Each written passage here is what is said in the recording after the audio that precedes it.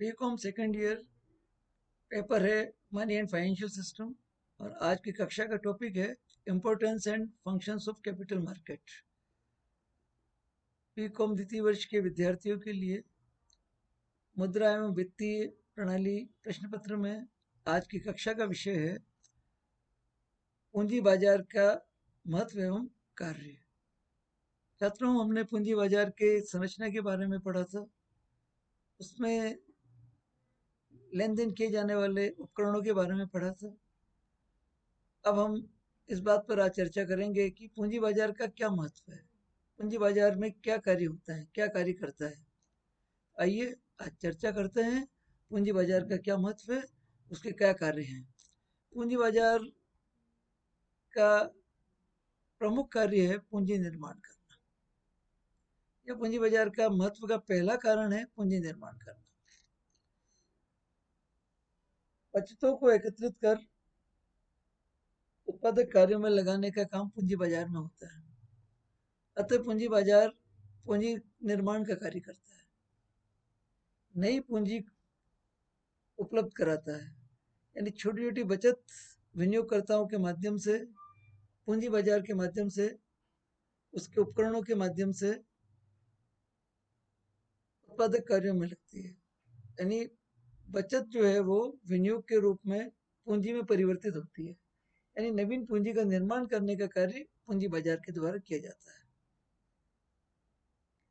दूसरी बात, दूसरा कार्य है बचतों का गतिशील बनाना, मोबिलिटी ऑफ सेविंग्स। यानी छोटी छोटी बचतों को एकत्रित करके उन्हें जरूरतमंद तक पहुंचाना, उत्पादक कार्यों में लगाना, उद्योगों में लगाना, ये पूंजी बाजार का दूसरा कार्य है। या इसकी इम्पोर्टेंस इसलिए है कि ये सेविंग की मोबिलिटी से बढ़ती है। बचत जो है वो गतिशील होती है। बचतों को गतिशील करने का काम पूंजी बाजार का होता है। पूंजी बाजार का महत्व इसलिए है कि ये बचतों को गतिशील करता है। तीसरा कार्य है इक्विटेबल डिस्ट्रीब्यूशन ऑफ कैपिटल। पूंजी बाजार का समरूप वितरण, पूंजी का समुचित वितरण कर लिया जाता है।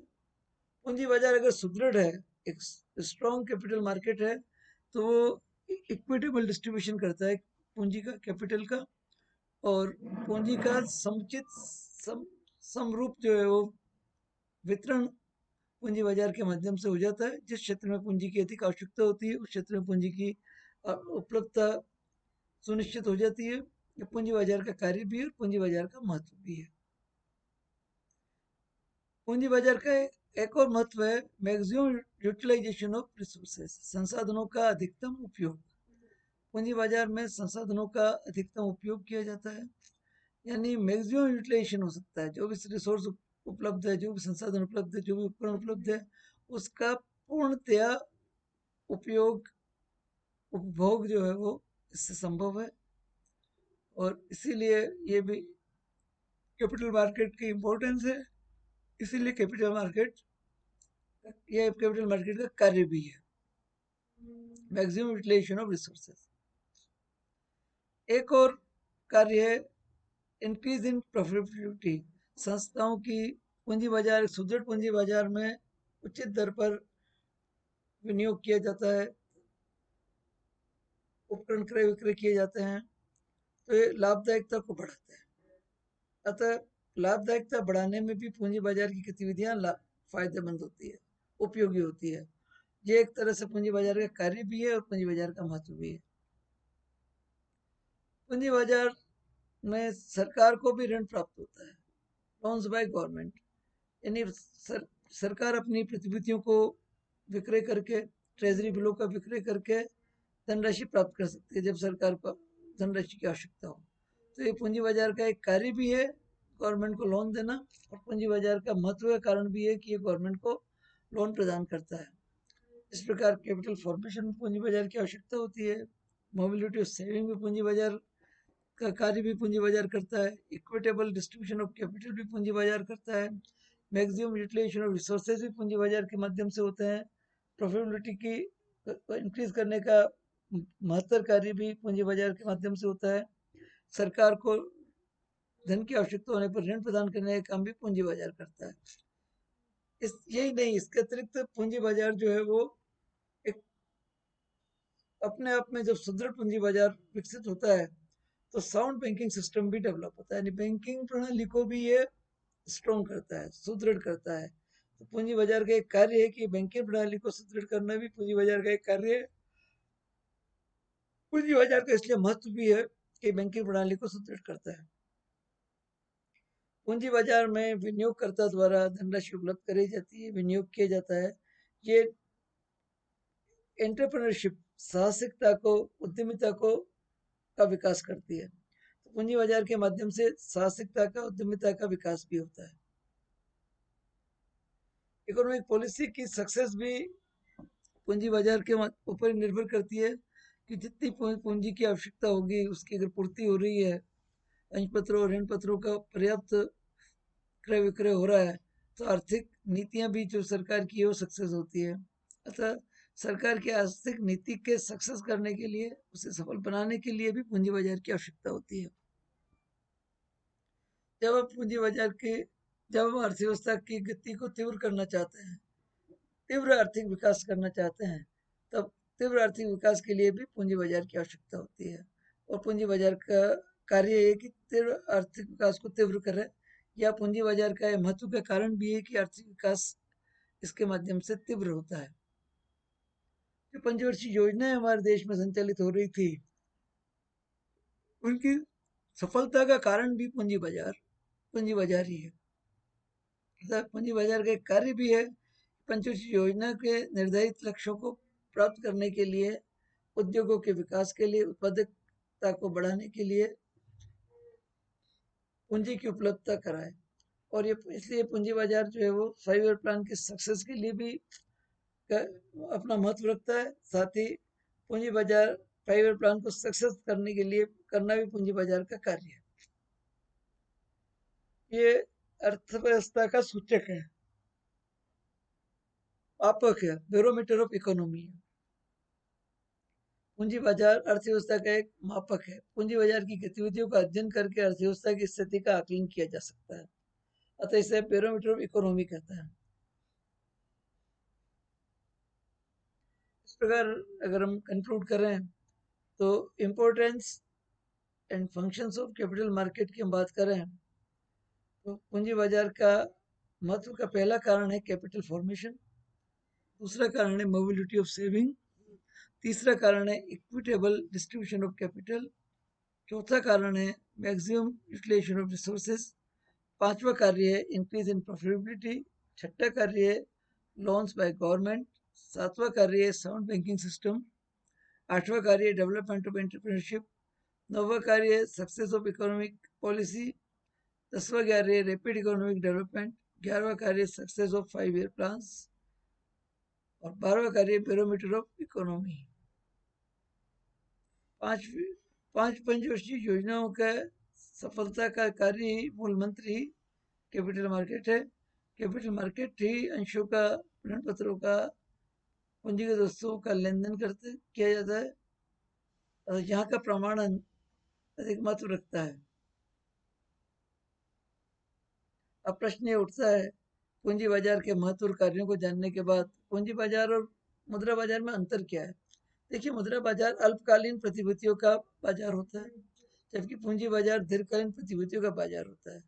इसके अंतर को हम 5 आधारों पर अंतर अंतर कर सकते हैं। अगर हम अंतर का अध्ययन करना चाहते हैं तो बेसिस ऑफ टाइम पीरियड, समय अवधि के आधार पर अंतर किया जा सकता है। अल्पकालीन मुद्रा बाजार अल्पकालीन प्रतिभूतियों का बाजार है, जिसमें अल्प अवधि के लिए, 1 वर्ष या उससे कम अवधि के लिए प्रतिभूतियों का लेन देन किया जाता है। जबकि पूंजी बाजार में ऐसा कोई प्रतिबंध नहीं होता, लंबी अवधि के लिए भी उधार लिया जा सकता है या प्रतिभूतियों का लेन देन किया जा सकता है।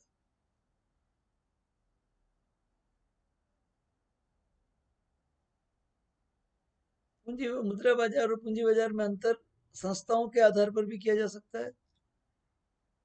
मुद्रा बाजार में आमतौर पर बैंकिंग संस्थाएं रन करती है, जबकि पूंजी बाजार में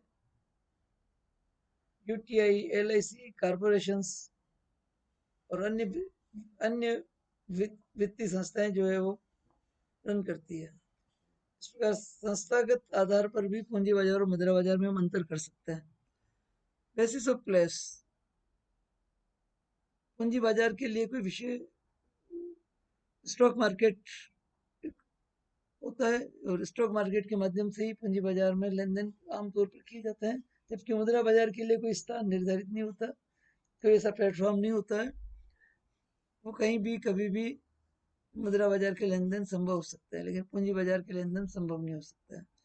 इस प्रकार टाइम पीरियड के आधार पर मुद्रा बाजार और पूंजी बाजार में अंतर है।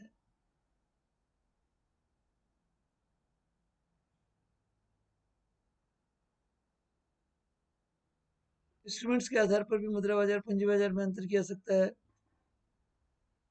अल्प मुद्रा बाजार में प्रतिज्ञा पत्र, चेक इत्यादि इंस्ट्रूमेंट चलते हैं, जबकि पूंजी बाजार में विनिमय पत्र, अंश पत्र, ऋण पत्र इत्यादि इंस्ट्रूमेंट चलते हैं। इंस्टीट्यूशंस के आधार पर अगर अंतर करें तो मुद्रा बाजार सिर्फ बैंकिंग इंस्टीट्यूशंस ही होती है, जबकि पूंजी बाजार में बैंकिंग इंस्टीट्यूशंस के अलावा अन्य वित्तीय संस्थाएं भी पूंजी बाजार में रन करती है। स्थान के आधार पर अगर अंतर करना चाहें तो स्टॉक मार्केट के अंतर्गत रजिस्ट्रेशन करना उचित रहता है, और पूंजी बाजार में रजिस्टर्ड संस्थाएं जो है वो लेन देन करती है, जबकि मुद्रा बाजार में ऐसा जरूरी नहीं होता। प्रकार अगर हम अंतिम रूप से कंक्लूड करें तो इम्पोर्टेंस है फंक्शंस ऑफ कैपिटल मार्केट। तो पहला फंक्शन जो है वो कैपिटल फॉर्मेशन का आता है, दूसरा फंक्शन मोबिलिटी ऑफ सेविंग का आता है, तीसरा function equitable discount of capital and maximum utilization of resources, increase in profitability, loans by government, sound banking system, development of entrepreneurship, success of economic policy,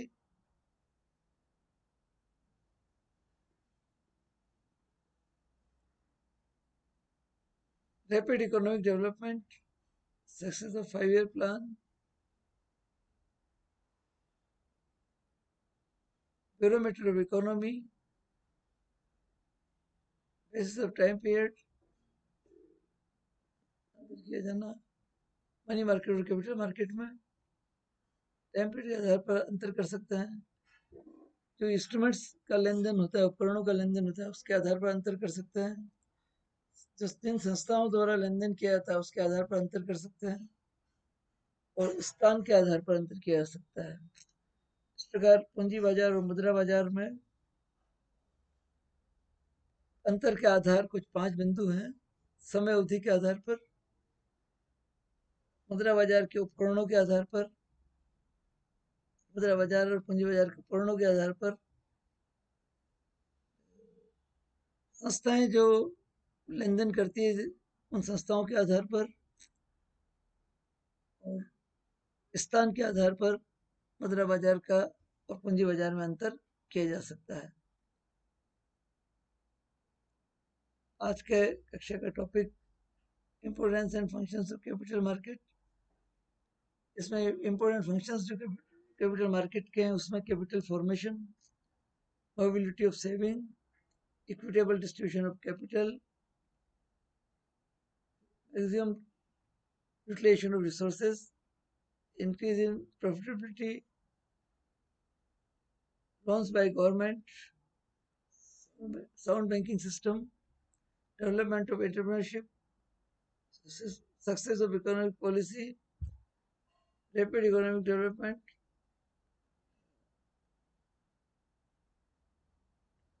success of 5-year plans, and barometer of economy। Time period के आधार पर मुद्रा बाजार पूंजी बाजार में अंतर कर सकते हैं। 2 प्रमुख बाजार हैं, इन दोनों प्रमुख बाजारों में जो अंतर है वो परीक्षा की दृष्टि से भी इम्पोर्टेंट है basis of time period, basis of instruments, basis of institutions and basis of place. Thank you very much. ये था आज की कक्षा का विषय। बहुत बहुत धन्यवाद।